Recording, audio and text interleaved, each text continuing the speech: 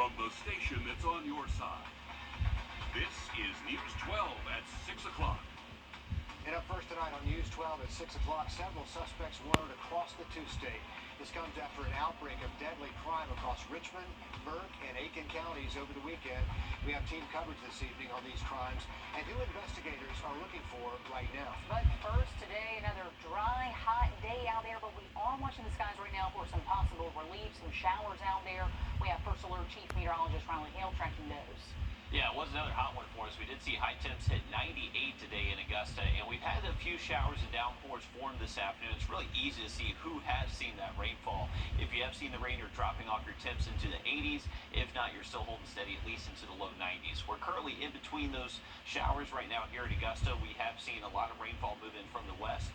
Nothing too heavy, though, and not really tracking much in the way of thunderstorms. This is just very light showers currently around Warren, McDuffie County, trying to work their way towards us here in Augusta, gradually dropping south and east. Nothing too widespread, but we're going to keep the opportunity for these hit and miss showers at least through around 8, 9 o'clock later this evening. Overnight does look dry. We'll have a look at the rest of the week's forecast in just about 10 minutes. All right, thanks, Riley. Law enforcement across the two-state are looking for these 4 men on your screen. They're wanted in connection to the latest spree of deadly crime in our area. In one of the more serious shootings, 5 people shot, 1 dead after an event at a house party in Burke County turns violent. But after our investigations, we found deputies have been called to the same home 23 other times for similar disturbances.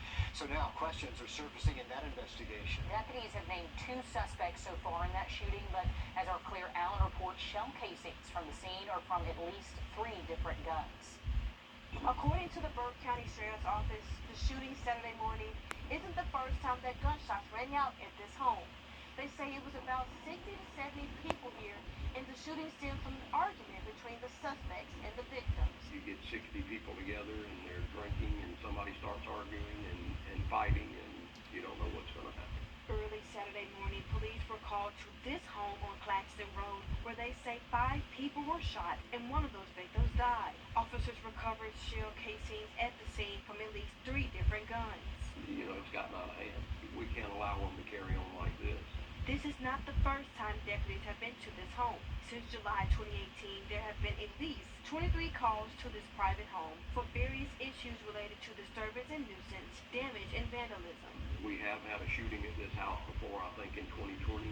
Deputies have arrested the owner of the home before and charged him with operating a disorderly house. This time he was given a citation for the same thing.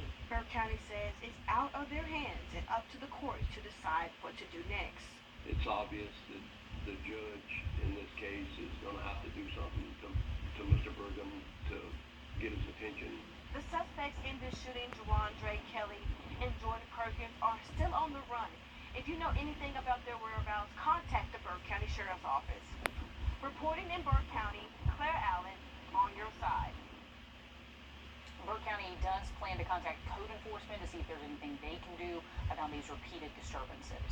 Meanwhile, in Aiken County, 5 homicide investigations in the month of July alone. And investigators say none of them are connected. But why? Our Will Rio sat down with Aiken County Sheriff's Office about why we're seeing this string of violence there.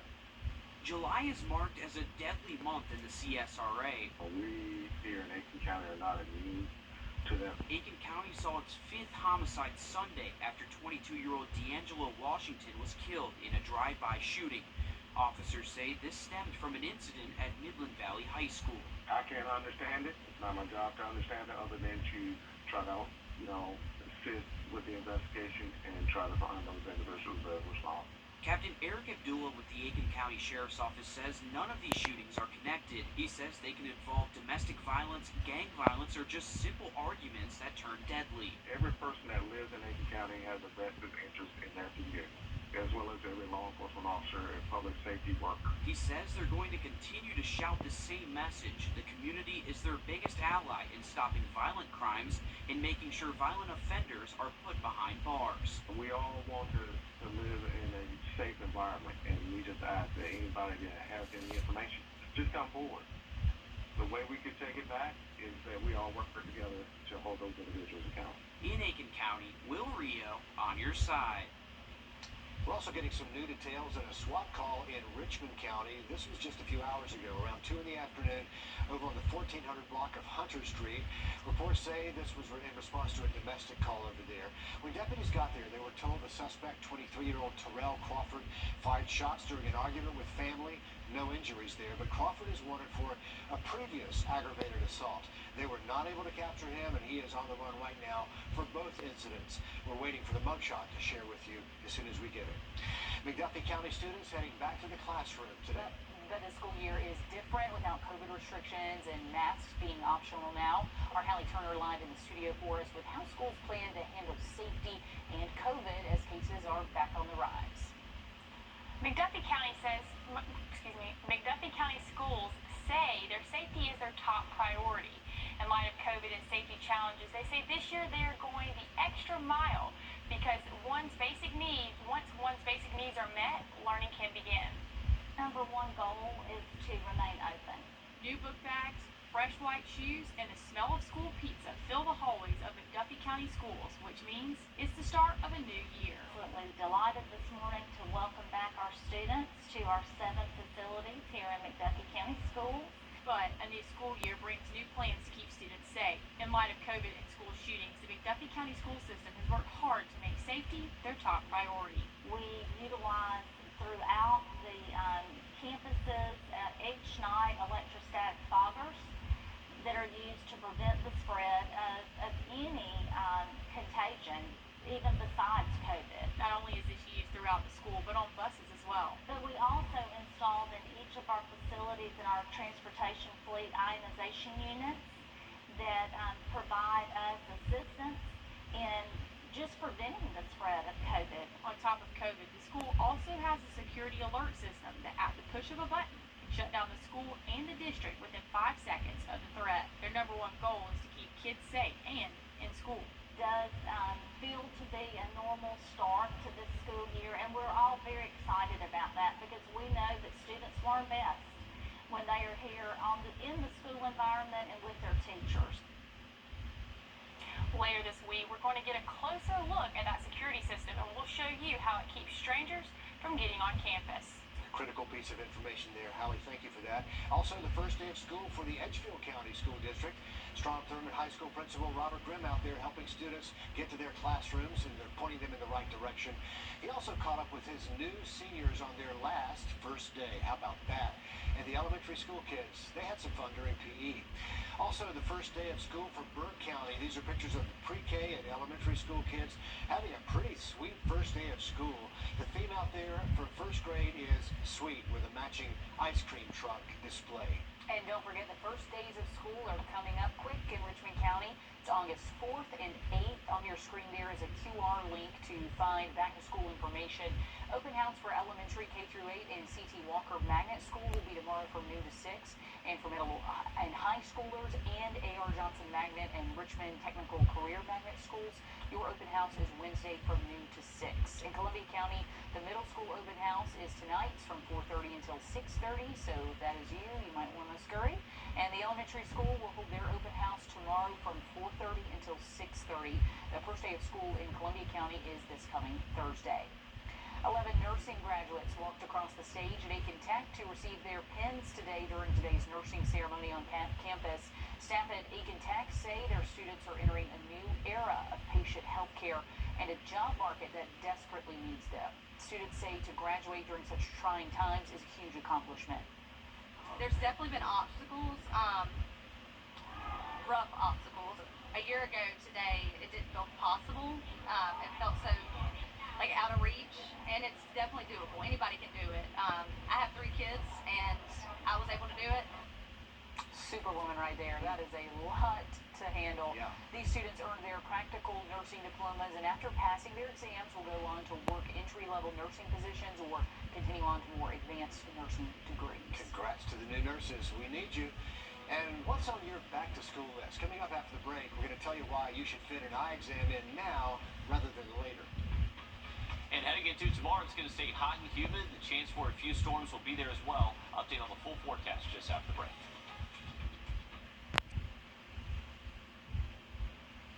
Let's give you a live look out there over Lewiston Road in Columbia County. Starting today, road work starts in this very area. So we're talking about lane closures and traffic shifts from 9 in the morning until 4 in the afternoon. Lane closures on Bluegrass Trail, Lewiston Road, and Autumn Trail. And all this runs all week long until Friday. So a busy area now with lane closures. Watch out. Watch out, and definitely feeling for the construction crews out there all week long. Those temperatures are going to be in the mid-90s both tomorrow, Wednesday, so tip your hat to those guys on the side of the road. We have seen a little bit of rain so far this afternoon, helping us cool off just a little bit. Luckily, nothing too threatening, so we haven't really been tracking a lot of thunderstorms. This has really been, for the most part, just light to moderate showers across the area. And we are still tracking those in Warren County, portions of Glasscock, McDuffie County, right near Deering, heading towards the McDuffie Ponds. Right now in Augusta, we are dry, but some of this rain could just kind of trickle our way, but not a lot of rain expected, folks. If you do have plans to be outside the next couple of hours here in Augusta, our rain chances do look pretty slim. And we're hoping that we do see a little bit because we're still at 90 degrees after hitting a high of 98 earlier this afternoon. Sylvania is still the hot spot. Haven't quite seen that rain-cold air show up for them just yet, but how about this? Most spots north of I-20 currently in the mid to low 80s. Beautiful view from our Beach Island camera. We saw some cloud cover with a little bit of sunshine trying to poke through. Our temperatures are going to stay in the 80s the next couple of hours and then eventually drop down to the mid and low 70s heading into early tomorrow morning. Remember, the shower and rain chances will only be with us, say, the next hour or so. Once we get past around 8 o'clock, most of this rain is out of here. And into tonight, we'll see a few passing clouds. Temperatures will drop down to the 70s by early tomorrow morning. So a humid start. Those temps will heat up most likely around 96, 97 degrees tomorrow afternoon. And this is 3 o'clock, and you can see that we're generally sunny. Not much rainfall anticipated Tuesday afternoon, but late into the evening, cannot rule out that we do see a stray shower or thunderstorm across the area. On Wednesday, we are going to change up our weather pattern just a little bit. We're still going to be humid with temperatures near 70 to wake up to. We'll heat up into the mid-90s, but you can see rain coverage is expected to be a little bit better by Wednesday afternoon. That will likely last into Wednesday evening as well. So just a heads up, Wednesday does look to be a few more storms out there for us compared to tomorrow. Low temps tonight staying near 72 for us here in Augusta. We'll warm up to around 95, 96 degrees by your Tuesday afternoon. And we'll keep a good mixture of sun and clouds tomorrow, but not expecting much rainfall, just a stray storm chance late into the day on Tuesday. 96 for us here in Augusta tomorrow, same thing in Aiken. Few spots could be a little bit cooler than that, but we are going to stay pretty hot the next couple of days. It's not until the weekend that our temperatures do start to feel just a little bit better for us, at least down to the low 90s instead of mid-90s. Those storm chances will be with us most afternoons for the rest of the week, into the weekend as well. Sounds like August to me. Riley, thank you. Okay, with school picking back up this week, a lot of parents may be marking off those lists of last-minute things to do, but is getting your child's eyes examined on the list? Something to add. Rosina Halliburton talks with doctors at the Children's Hospital of Georgia about why getting an eye exam ahead of the school year is a good idea. August is National Eye Exam and Children's Eye Health and Safety Month. Dr. Stephen Brooks says your child should have a vision screening at least once a year, particularly with young kids like preschoolers. Things people don't realize is that children often don't know when they have an eye problem, especially if they've had it for a long time. It's just they get used to seeing that way. You generally can't rely on children complaining about them, so they can be undiagnosed for a long period of time, which is really detrimental. Dr. Brooks says with the lack of ophthalmologists, it's important to know the severity of your child's vision.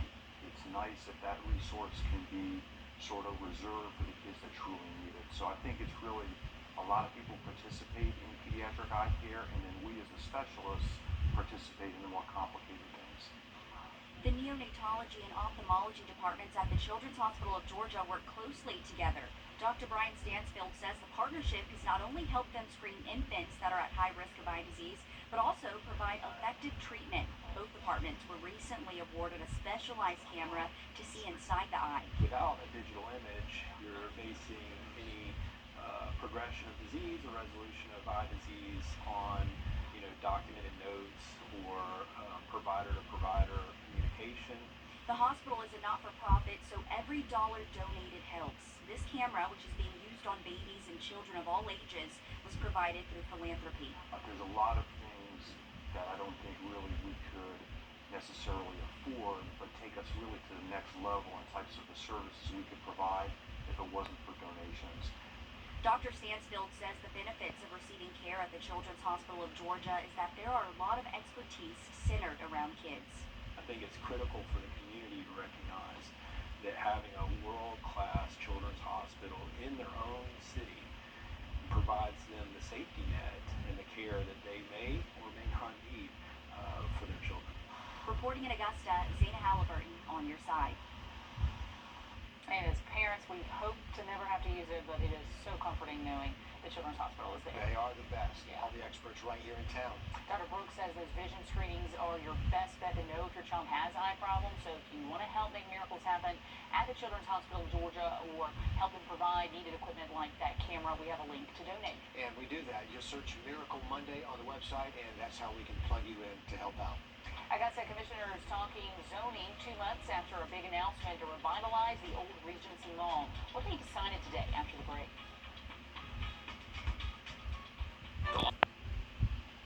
It's been a couple of months now since former tax commissioner Stephen Kendrick announced plans to revitalize this mess, the site of the old Regency Mall. Now the plans are making their way to the Augusta Commission. Our Craig Allison has the details on what to expect for Cardinal Town Square. Here stands what former tax commissioner Stephen Kendrick says could be home to 1,000 apartment units, a school, a performing arts center, and more businesses, all being considered on today's zoning request for a new Regency Mall. To put it simply, any type of improvement would be an improvement to what's there. Augusta's Planning Commission just approved a rezoning request for Cranston Engineering, who spoke today on behalf of the property owner, Cardinal Management Group. This will allow engineers to have greater flexibility with incorporating businesses, homes, and more into this ambitious mixed-use development. 1,000 residential units, the parking with the parking decks surrounded by the apartments on the outside, which is would be very attractive in terms of the exterior. The community still has to weigh in on the impact this project may have on them before Commission can move forward any farther on this. They'll set a date for that sometime in the next couple of weeks before August 16th's deadline. Well, I think regular apartment, anybody got the money to live there. This particular project is not aimed at affordable housing, it's aimed at market rate housing, specifically so it can bring the types of incomes to the area that will help uplift it, so that the businesses that will follow will be able to continue to thrive and grow. This will now go for full approval at the next commission meeting on August 16th, putting the ball in the hands of owner Cardinal Management Group for the new Cardinal Town Square. In South Augusta, Craig Allison on your side. Stephen Kendrick says he's hoping the process will keep moving along to put shovels in the ground by next year. We've been waiting decades. Maybe we're toward the end of that wait now. There's still so much skepticism, right? Yeah. Show me a shovel in the ground. Exactly. And then I'll believe you. A lot of people feel that way, Yeah. so we wish them the Yeah, we very certainly best. hope so. I would love to see a shovel in the ground next year. On your sideline. On your sideline. Sports brought to you by the Hawk Law Group. For more than 2 years after the first civil lawsuit was filed against Deshaun Watson for sexual misconduct and harassment, the Cleveland quarterback's future in the NFL was handed down today. Disciplinary officer Sue Robinson has suspended Watson for the first 6 games of the 2022 season. Robinson's conclusion found that although Watson violated the conduct policy, there was not enough evidence to justify an indefinite suspension. The Cleveland Browns quarterback will not face fines for violating the NFL's personal conduct policy. Watson has been accused of sexual assault during massage sessions by 25 women. It's definitely a very emotional moment for me. I know we're far from being done of handling what we need to handle on the legal side, but today is definitely a big day. Watson missed all of last season with the Houston Texans. Either side can appeal to Commissioner Roger Goodell, though the Players Association and Watson said they have no plans to do so. A-Ray Adrianza is officially back in a Braves uniform. The Braves acquired the infielder from the Nationals in exchange for Trey Harris. With Robinson Cano on assignment, Adrianza steps in to help fill the void of second baseman Ozzie Albies, who's out from a fractured foot injury. All right, thank you for that, Alyssa. If you're looking ahead to the weekend forecast, our temperatures do look a little cooler, but those storm chances will be with us both afternoons. Now look at that 70 just after the break. Already recovered hundreds of millions. millions for injured clients. Call me right now. Well, looking ahead to the rest of the work week, our rain chances do look fairly low heading into tomorrow, but they do increase again Wednesday and Thursday of this week, and then heading into our Friday and weekend forecast, we'll at least have the chance for a few hit-and-miss showers and thunderstorms. Now, as far as the tropics go, we did start off the month of August today, and we are getting closer to the peak of hurricane season as we get towards the end of the month, but there is nothing expected for the next 5 to 7 days, and it's all thanks to all this Saharan dust. This is really staying across the central Atlantic Basin and going to continue all the way through the week, if not even increase. So this really suppresses tropical development, and why we're just not tracking much in the way of tropical systems anytime soon. Our forecast here locally is going to stay hot, mid-90s the next couple of afternoons. Those temperatures will drop off into the low 90s by this weekend, but each day over the next 5 to 7, we'll have the chance for at least some isolated to scattered showers and thunderstorms. That's mainly afternoon and evening hours. Riley, thanks very much. The calendar flips over. School starts, but fall is a long way away. Yeah, it is not on the horizon, at least not in this forecast. We'll bring you much more.